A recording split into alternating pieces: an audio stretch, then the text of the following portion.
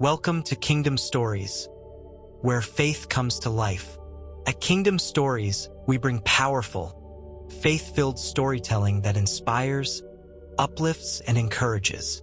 Through modern-day parables and real-life narratives, we showcase God's presence in everyday life.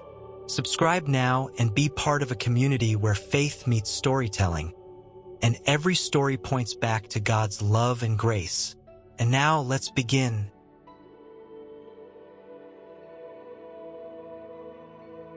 Singing on Empty.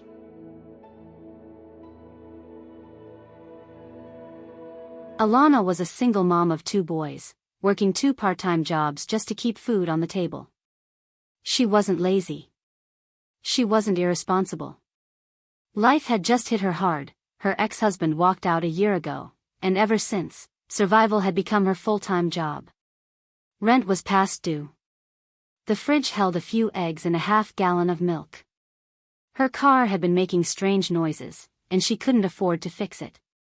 She still prayed, but now, it sounded more like pleading.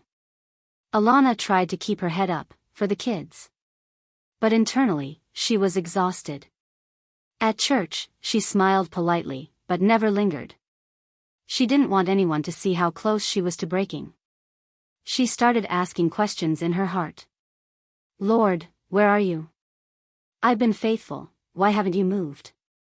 She cried at night while folding laundry, whispering, God, I can't do this much longer. One night, her card declined at the grocery store. The cashier quietly moved her items aside. She left empty-handed. Alana sat in the car and wept.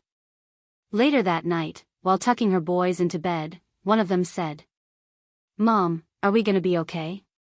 She smiled weakly and nodded. But once they were asleep, she knelt by their bed, shaking with silent tears. In that moment, she remembered a line from a sermon she'd heard months before. When you've got nothing left but your praise, give it anyway. She walked to the living room, sat on the floor, and whispered, God, I praise you. Even if I don't see the answer yet. Even if I'm tired. Even if I'm afraid.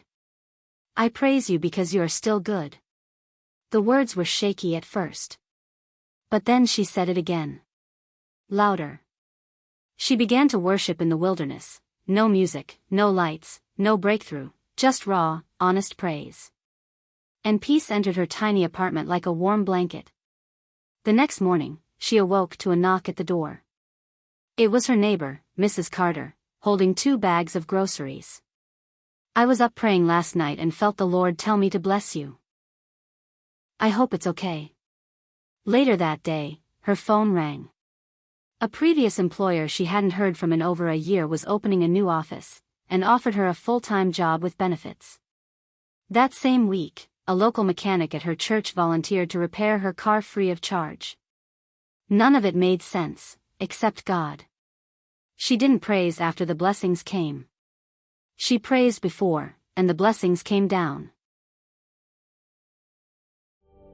Remember, wilderness seasons don't mean God has forgotten you.